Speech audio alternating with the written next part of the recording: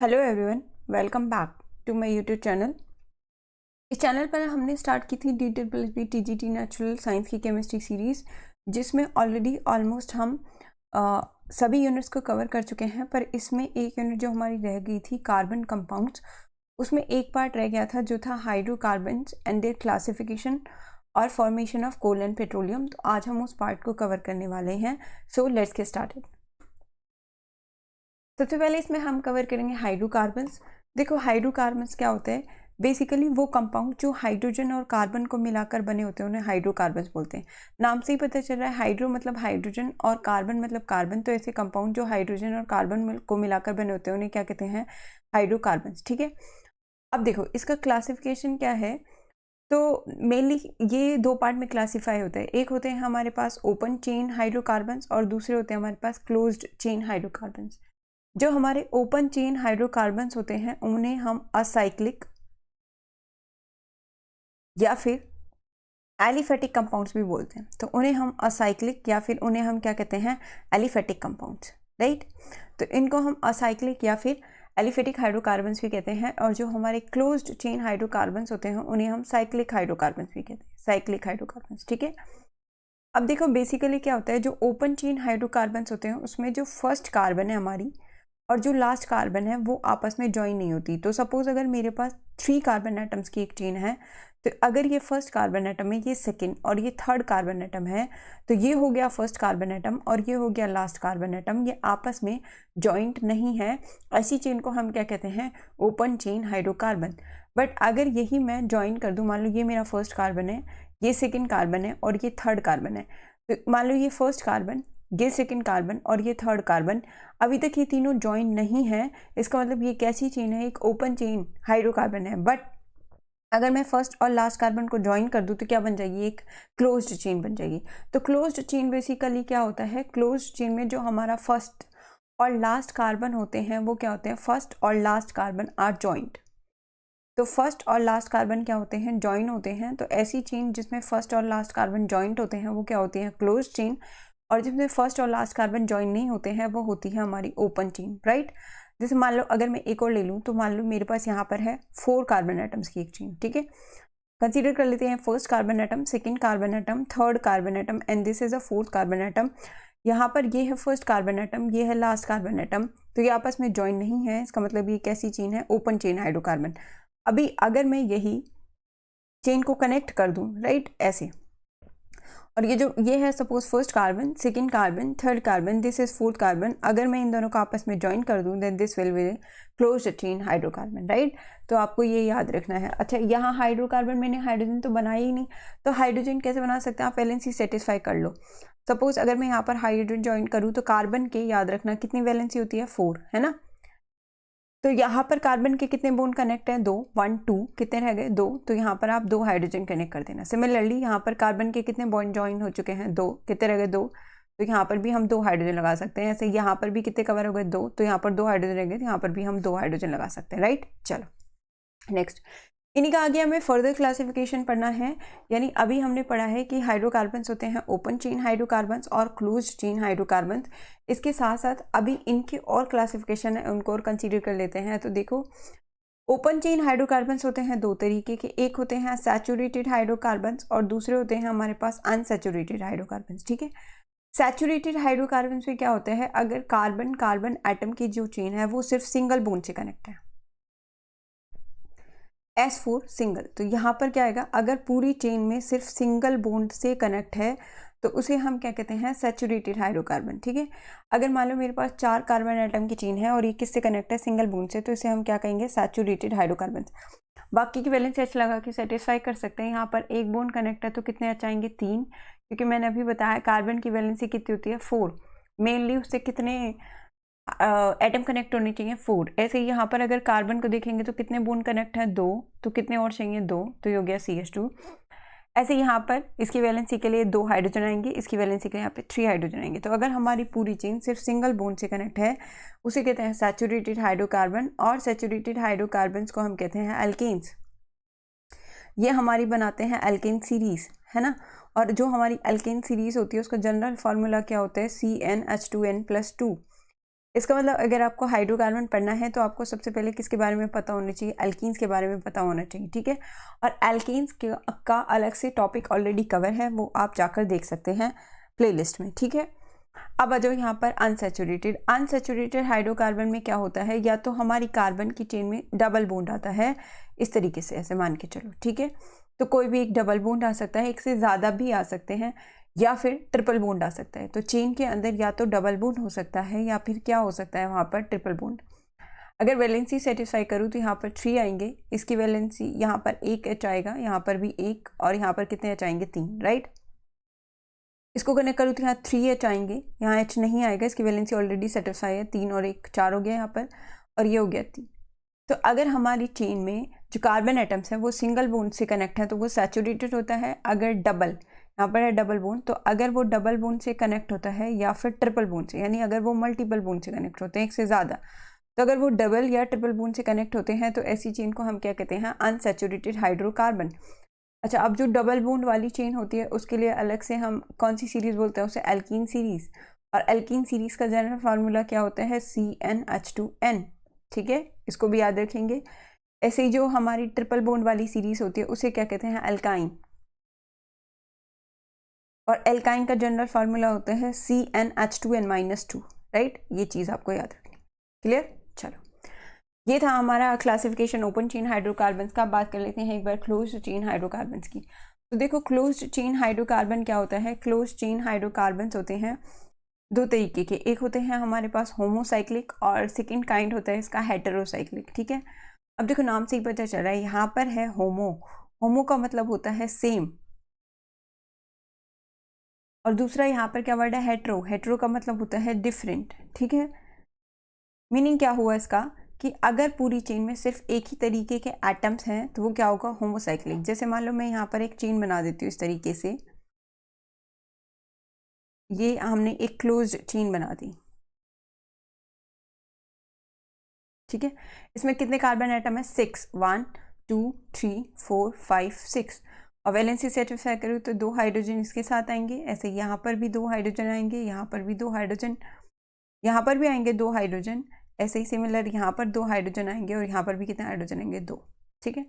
तो क्या बन गई भाई, ये बन गई हमारी एक तरीके से सारे जो एटम हैं साइकिल के अंदर, वो क्लोज चेन के अंदर जितने भी सारे एटम हैं वो सारे किसके हैं, कार्बन के। तो अगर हमारी पूरी चेन देखी जाए तो वो किसकी है, कार्बन की। तो पूरी क्लोज चेन क्योंकि कार्बन के सारे एटम सेम है, इस तरीके को क्या बोलते हैं हम, होमोसाइक्लिक। तो ये एक होमोसाइक्लिक है, और इसका नाम क्या है, कितने कार्बन एटम है, हेक्सेन, 6 है, 6 के लिए क्या लगाते हैं, हेक्सेन, और क्योंकि क्लोज है तो इसे क्या बोलते हैं, साइक्लोहेक्सेन, राइट।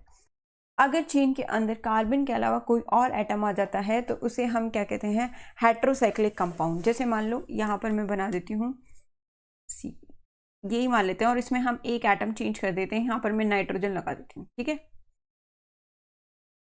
इस तरीके से। तो अगर देखेंगे तो क्या है, कार्बन चेन के अंदर, यहाँ पर भी क्या है, कार्बन, यहाँ पर भी क्या है, कार्बन, यहाँ पर भी है कार्बन, और ये क्या है, कार्बन। बट एक एटम यहाँ पर बदल गया, तो अगर चेन के अंदर एक भी एटम बदल जाता है तो उसे हम क्या कहते हैं, हेट्रोसाइक्लिक। तो ये एक हेट्रोसाइक्लिक हाइड्रोकार्बन या हेट्रोसाइक्लिक कंपाउंड हो गए। अच्छा, अगर मैं यहाँ पर लगा देती हूँ डबल बॉन्ड, और यहाँ पर भी लगा देती हूँ डबल बॉन्ड इस तरीके से, तो इसका नाम बनेगा पाइरिडीन। ये क्या है, हमारी पाइरिडीन, ठीक है।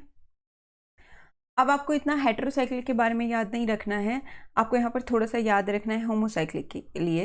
तो एक बार होमोसाइक्लिक कंसीडर कर लेते हैं दोबारा से, थोड़ा सा होमोसाइक्लिक में देखना है, क्योंकि होमोसाइक्लिक का आगे भी क्लासिफिकेशन होता है। तो एक बार वो देख लो, होमोसाइक्लिक का आगे क्लासिफिकेशन किस तरीके से होती है, ठीक है। इसको आप छोड़ो, हेट्रोसाइक्लिक में बस इतना याद रखना है कि चेन में जो है वो हमारे चेन में हमारे कार्बन के अलावा भी कंपाउंड होते हैं, ठीक है। अब देखो, हेट्रोसाइक्लिक होते हैं हमारे पास दो तरीके के। अब वो हेट्रोसाइक्लिक कौन कौन से होते हैं, उसमें हमारे आते हैं, एक आते हैं एलिसाइक्लिक कंपाउंड्स। तो एक तो हमारे आते हैं एलिसाइक्लिक कंपाउंड्स, और एक आते हैं हमारे एलिफेटिक कंपाउंड्स, सॉरी, एक आते हैं हमारे एरोमेटिक कंपाउंड्स। तो एक होते हैं हमारी एलिसाइक्लिक कंपाउंड्स, और दूसरे कौन से होते हैं, हमारे एरोमेटिक कंपाउंड्स।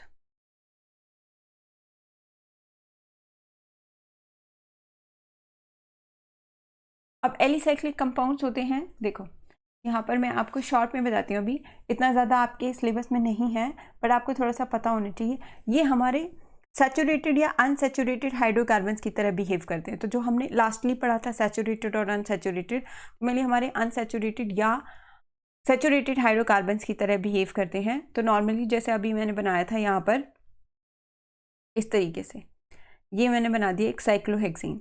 तो ये साइक्लोहेक्सेन है, 1 carbon atom, second carbon atom, third carbon atom, fourth carbon atom, fifth carbon atom, और ये क्या है 6 कार्बन एटम, और ये हमारा क्या है साइक्लोहेक्सेन। और ये क्या है एक होमोसाइक्लिक कंपाउंड है, और कौन सी क्लासिफिकेशन में आएगा ये एलिसाइक्लिक। अगर मैं बात कर दूं यहीं पर यही साइक्लोहेक्सेन ले लूँ, पर अगर मैं ऑल्टरनेट पोजीशंस पर डबल बॉन्ड लगा दूं तो ये बन जाएगा एरोमेटिक कंपाउंड। एरोमेटिक कंपाउंड क्या होते हैं जिसमें एक या एक से ज़्यादा बेंजीन रिंग होती हैं।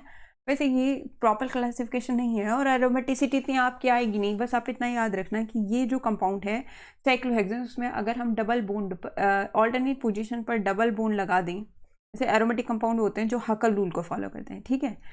अब हकल रूल इतना आपके सिलेबस में नहीं आने वाला है, और मैं PYQs चेक कर लूँगी, अगर हकल रूल से कोई क्वेश्चन होगा तो हम उसे कवर कर लेंगे, ठीक है।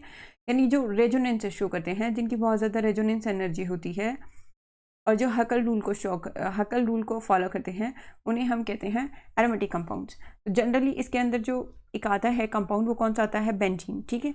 ये क्या होता है हमारा बेंजीन। बेंजीन एक 6 कार्बन एटम्स की रिंग होती है, 1 2 3 4 5 6 कार्बन एटम्स की रिंग्स होती है, जिसमें अल्टरनेट पोजीशंस पर क्या होते हैं डबल बॉन्ड, और उसे हम क्या कहते हैं बेंजीन। तो ये हमारी क्या होती है बेंजीन, ठीक है। ये एक एरोमेटिक कंपाउंड है। तो ये था क्लासिफिकेशन हाइड्रोकार्बन्स का और हाइड्रोकार्बन्स का क्लासिफिकेशन, ठीक है।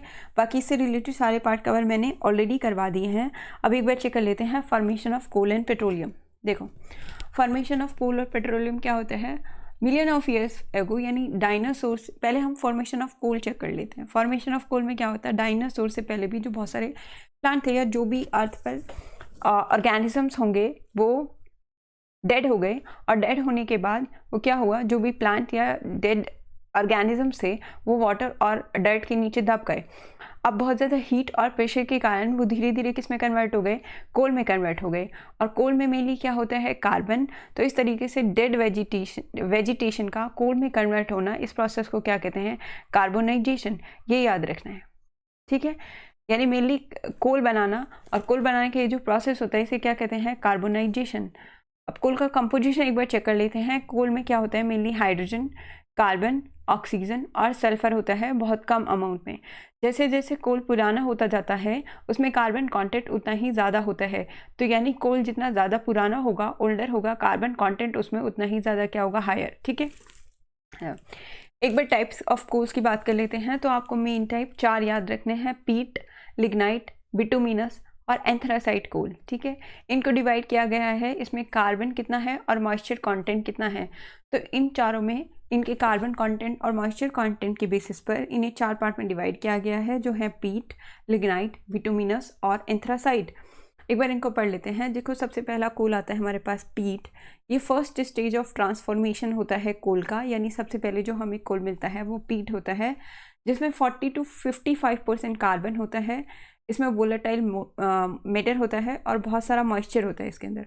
अगर इसे हम छोड़ दें तो ये लकड़ी की तरह जलने लगता है, बहुत कम इससे हीट निकलती है, स्मोक बहुत ज़्यादा निकलती है, और ये बहुत ही ज़्यादा एच प्रोड्यूस करता है, राइट। ये चीज़ आपको याद रखनी है, याद ये रखना है। ये फर्स्ट स्टेज ऑफ ट्रांसफॉर्मेशन होता है, बहुत ही ज़्यादा इसमें मॉइस्चर होता है और कार्बन कंटेंट होता है 40 से 55%। नेक्स्ट आता है लिग्नाइट। तो लिग्नाइट में पहली चीज़ तो आपको ये याद रखनी है, लिग्नाइट को ब्राउन कोल भी कहते हैं, यानी lignite is also called brown coal. तो लिग्नाइट को हम ब्राउन कोल भी कहते हैं। ये लोअर ग्रेड कोल होता है, इसमें 40 से 55% कार्बन होता है, मॉइस्चर कंटेंट इसके अंदर 35% होता है, और ये स्पॉन्टेनियस कंबशन में जाता है। यानी माइंस के अंदर जो कोल माइंस होती हैं उसमें जो फायर एक्सीडेंट्स होते हैं वो किसकी वजह से होते हैं, लिग्नाइट की वजह से होते हैं, क्योंकि लिग्नाइट स्पॉन्टेनियस कंबशन करता है, बहुत इजीली आपको पकड़ लेता है। इसीलिए कोल माइंस के अंदर जो फायर एक्सीडेंट्स होते हैं उसका मेन रीज़न क्या होता है, लिग्नाइट, राइट। चलो नेक्स्ट हमारा टाइप आता है थर्ड बिटुमिनस कोल। बिटुमिनस कोल जो है वो सॉफ्ट कोल होता है, बहुत ही ये वाइडली अवेलेबल रिड्यूस्ड कोल है, यानी सबसे ज़्यादा यूज्ड और सबसे इजीली अवेलेबल बिटुमिनस होता है। इसमें 40 से 80% कार्बन होता है। मॉइस्चर कंटेंट थोड़ा कम होता है, जिसमें 15 से 40% आता है। डेंस होता है, कॉम्पैक्ट होता है, कलर याद रखना है ये ब्लैक होता है, ठीक है। और इसकी कैलोरीफिक वैल्यू बहुत ही ज़्यादा हाई होती है, क्योंकि इसमें कार्बन बहुत ज़्यादा हाई होते हैं ना। 80% तक देखो कार्बन चला गया, तो 80% यानी इसमें कार्बन बहुत ज़्यादा होता है और मॉइस्चर कंटेंट इसमें बहुत ही कम होता है, ठीक है। इसमें कोई भी वेजिटेबल मैटर के ट्रेस नहीं होते हैं, तो ये प्योर कोल हो गया। उसके बाद आता है एंथ्रासाइट। एंथ्रासाइट एक बहुत हार्ड कोल होता है, जिसमें 95% तक कार्बन होता है, मॉइस्चर तो बहुत ही कम होता है। इसका मेटलिक लस्टर होता है, यानी ये थोड़ा थोड़ा चमकता है मेटल की तरह। बहुत ही ज़्यादा ये एफिशिएंट होता है। ये बहुत इग्नाइट बहुत धीरे होता है, और ये जब जलता है तो ब्लू कलर की फ्लेम देता है, और ब्लू कलर की फ्लेम वो देते हैं जिनका कंप्लीट कंबशन होता है, यानी एंथ्रासाइट कोल जो है उसका कंप्लीट कंबशन होता है। ये चीज़ आपको एंथ्रासाइट कोल के लिए याद रखनी है, ठीक है। चलो नेक्स्ट आपको याद रखना है यूजेस ऑफ कोल। तो ये कोल कैसे यूज़ करते हैं, देखो कोल को फ्यूल की तरह यूज़ किया जाता है फूड को कुक करने के लिए।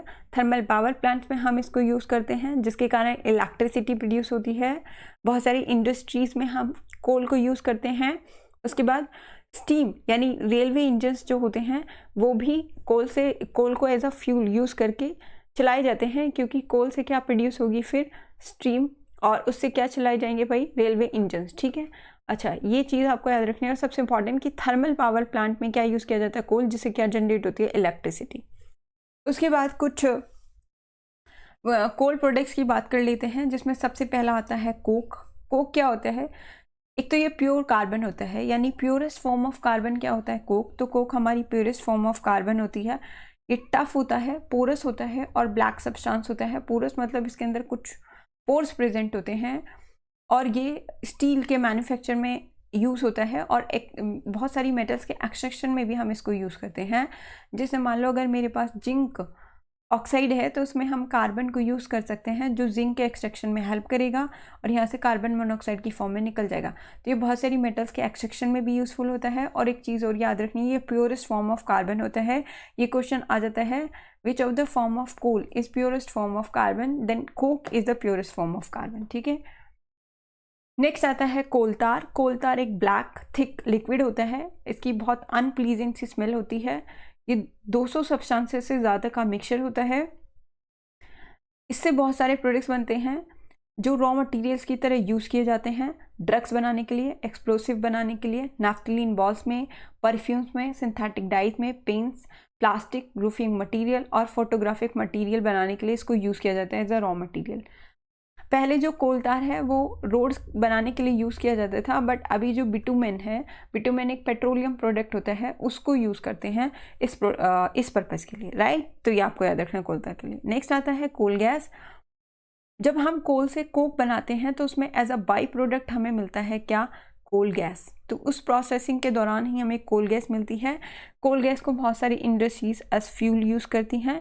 ये मेन हमारा हीट सोर्स होता है, लाइट सोर्स नहीं है, ये चीज़ याद रखनी है, ये हीट सोर्स होता है। फर्स्ट टाइम इसे लाइटनिंग के लिए यूज़ किया गया था, पर ये लाइटनिंग का सोर्स नहीं है, ये हीट का सोर्स है। और जब इसे स्ट्रीट लाइटिंग में यूज़ किया गया था, तो फर्स्ट टाइम इसे कहाँ यूज़ किया गया था, लंदन में इन 1810, और उसके बाद कहाँ यूज़ किया गया था, न्यूयॉर्क में इन 1820, ठीक है, ये याद रखना है। नेक्स्ट पेट्रोलियम, देखो हम पढ़ लेते हैं। ये था हमने जो पढ़ा वो किसके बारे में था, कोल के बारे में। अब हम थोड़ा सा पेट्रोलियम के बारे में पढ़ लेते हैं। पहले तो देखो जो पेट्रोलियम वर्ड है वो दो वर्ड से मिलकर बना है, एक है पेट्रा और एक का मतलब क्या है, ओलियम। तो पेट्रा का मतलब क्या होता है, रॉक, और ओलियम का मतलब होता है ऑयल। तो ये रॉक ऑयल, मतलब ये रॉक्स के बीच जो ऑयल मिलता है उसे हम क्या कहते हैं, पेट्रोलियम। यानी इसको माइन किया जाता है अर्थ के अंदर से, रॉक्स के बीच से इसको निकाला जाता है, उसे क्या कहते हैं, पेट्रोलियम। तो जैसे कोल बना था वैसे ही पेट्रोलियम बना था।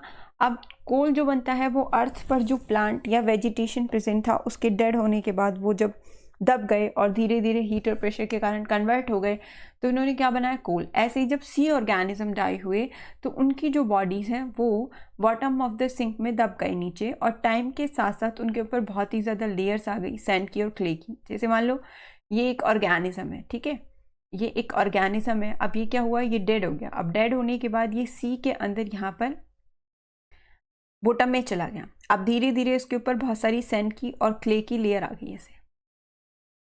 अब ये आ जाने से बहुत मिलियन ईयर्स लगे इसको, ये पेट्रोलियम में कन्वर्ट हो गया। कैसे? क्योंकि यहाँ पर बहुत ही ज़्यादा फिर ये नीचे चला गया, तो यहाँ बहुत ही ज़्यादा हाई टेम्परेचर, हाई प्रेशर और एब्सेंस ऑफ एयर की वजह से धीरे धीरे किस में कन्वर्ट हो गया? पेट्रोलियम में कन्वर्ट हो गया। तो इस तरह से हमें क्या मिला? पेट्रोलियम और नेचुरल गैस। ठीक है, देखो वैसे तो ये इंपॉर्टेंट नहीं है, यहाँ से क्वेश्चन नहीं आना चाहिए, पर कुछ पता नहीं डी प्लस बी का कहाँ से क्वेश्चन दे दे, तो आप इसको भी याद रखना। सबसे पहली जो ऑयल वेल बनाई गई थी वर्ल्ड में, यानी ऑयल वेल जो ड्रिल किया गया था, सबसे पहला ऑयल निकाला गया था, वो कहाँ निकाला गया था? पेंसिल्वेनिया में, जो यूएसए में है। और ये कब किया गया था? 1859 में। सेकेंड ऑयल वेल कहाँ थी? असम, इंडिया में बनाई गई 1867 में, ऑलमोस्ट आफ्टर 8 ईयर्स। ठीक है, ये आपको याद रखना है। नेक्स्ट, अब पेट्रोलियम को रिफाइन कैसे करते हैं, यानी रिफाइनिंग ऑफ पेट्रोलियम क्या होता है? एक तो रिफाइनिंग ऑफ पेट्रोलियम वो प्रोसेस है जिसे पेट्रोलियम के अलग अलग कॉन्स्टिट्यूएंट को सेपरेट किया जाता है, और इस मेथड को हम फ्रैक्शनल डिस्टिलेशन भी बोलते हैं। तो अलग अलग टेम्परेचर पर हमें अलग अलग प्रोडक्ट मिलते हैं पेट्रोलियम से। ठीक है, अब पेट्रोलियम एक मिक्सचर है बहुत सारी थिंग्स का, जिसमें पेट्रोल आ गया, डीजल है, पैराफिन वैक्स है, लुब्रिकेटिंग ऑयल है, और ये हमें फ्रैक्शनल डिस्टिलेशन के दौरान अलग अलग टेम्परेचर पर मिल जाते हैं, सेपरेट हो जाते हैं। जो पेट्रोलियम है वो डार्क और ऑयली कलर का एक लिक्विड होता है, इसकी बहुत ही अनप्लीजेंट सी स्मेल होती है, ऑर्डर इसका बहुत ही ज़्यादा अनप्लीजेंट होता है। ठीक है, देखो अब कॉन्स्टिट्यूएंट्स की बात करें तो पेट्रोलियम का जो कॉन्स्टिट्यूएंट है उनका और उनकी यूजेस की बात कर लेते हैं। तो सबसे पहला कॉन्स्टिट्यूएंट आता है लिक्विड पेट्रोलियम गैस, जिसे हम डेजिग्नेट करते हैं एलपीजी से। ये होम में यूज़ किया जाता है, सबको पता है, सबके घरों में जो गैस है वो क्या है? एलपीजी, जिसको एज अ फ्यूल यूज़ किया जाता है होम और इंडस्ट्रीज़ में, राइट। नेक्स्ट आता है पेट्रोल। पेट्रोल पता ही है, मोटर व्हीकल्स को रन करने के लिए एज अ फ्यूल यूज़ किया जाता है पेट्रोल। एविएशन इंडस्ट्री में यूज़ किया जाता है, और ड्राई क्लीनिंग में सॉल्वेंट की फॉर्म में यूज़ किया जाता है। कैरोसिन को हम फ्यूल की तरह यूज़ करते हैं स्टोव्स में और लैंप्स में, और उसको जेट एयरक्राफ्ट में भी यूज़ किया जाता है। डीजल को इलेक्ट्रिकल जनरेटर्स रन करने के लिए यूज़ किया जाता है, या बहुत ही ज़्यादा जो हैवी मोटर व्हीकल्स होते हैं उनको रन करने के लिए भी डीजल यूज़ करते हैं। लुब्रिकेटिंग ऑयल को मशीनरी में लुब्रिकेशन के लिए यूज़ किया जाता है। पैराफिन वैक्स को ऑइंटमेंट्स, कैंडल्स और वेसलिन्स बनाने के लिए यूज़ किया जाता है। बिटुमेन अभी पीछे आया था, जिसको रोड सरफेसिंग के लिए या फिर पेंट्स बनाने के लिए यूज़ किया जाता है। तो ये प्रोडक्ट हैं जो आपको याद रखने हैं, और ये हमें पेट्रोलियम की रिफाइनिंग के दौरान मिलते हैं, राइट। नेक्स्ट आपको एक और चीज़ याद रखनी है, जो पेट्रोलियम है उसे ब्लैक गोल्ड भी कहा जाता है। आपको पता ही है पेट्रोलियम की डिमांड बहुत ज़्यादा है और इसका इतना अवेलेबल सोर्स नहीं है। ये एक फोसिल फ्यूल है, कुछ टाइम बाद ये ख़त्म हो जाएगा, इसीलिए हमारे पास जो व्हीकल्स हैं वो इलेक्ट्रिकल आ रहे हैं, है ना। तो पेट्रोलियम को क्या कहते हैं? ब्लैक गोल्ड कहते हैं। इसमें बहुत सारे सब्सटेंस होते हैं और सारे यूज़फुल होते हैं। ये जो यूज़फुल सब्सटेंस होते हैं जो हम पेट्रोलियम से मिलते हैं या नेचुरल गैस से मिलते हैं, उन सबको क्या कहते हैं? पेट्रोकेमिकल्स। और पेट्रोकेमिकल्स को यूज़ किया जाता है किसके मैन्युफैक्चर में? सिंथेटिक फाइबर्स, जैसे पॉलिएस्टर, नायलॉन, एक्राइलिक, ये सब बनाने में, डिटर्जेंट बनाने में, पॉलीथीन और मैनमेड प्लास्टिक बनाने में यूज़ किया जाता है किसको? पेट्रोकेमिकल्स को। ठीक है, तो ये जो लास्ट पार्ट था हाइड्रोकार्बन, जिसकी डिमांड आ रही थी कि हाइड्रोकार्बन पार्ट रह गया उसे कवर करा दें, मैंने वो आज कवर करवा दिया है। आगे हम इस क्लासेस को कंटिन्यू करने वाले हैं। कुछ कारणों से क्लासेस नहीं आई थी, आई वॉज बिजी समवेयर, पर अभी क्लासेस कंटिन्यू आने वाले हैं। Please stay tune to my channel. अगर आपको कोई भी अभी भी डाउट हो या आपको लग रहा हो कि कोई टॉपिक छूट गया है, तो आप मुझे उसे कमेंट सेक्शन में बता सकते हैं, मैं उसे कवर करवा दूंगी। अभी भी इसमें हमारी 2 यूनिट बच गई हैं, एक मैनमेड मटेरियल करवाना है और उसके अलावा आर एनवायरमेंट भी हमें कवर करना है। तो उसको हम देखते हैं कौन सा पहले कवर करेंगे, तो उसको हम जल्दी ही कवर करेंगे, और इसकी हम टेस्ट सीरीज़ भी न्यू लाने वाले हैं। तो आप तब तक मेरे चैनल से ट्यून रहें, चैनल को चेक करते रहें। अगर आपको कोई भी डाउट हो तो आप उससे मुझे कमेंट सेक्शन में पूछ सकते हैं। अगर आपको ये वीडियो अच्छा लगा हो तो प्लीज़ लाइक करें, मेरे चैनल को शेयर करें और सब्सक्राइब करें। Thank you so much for watching.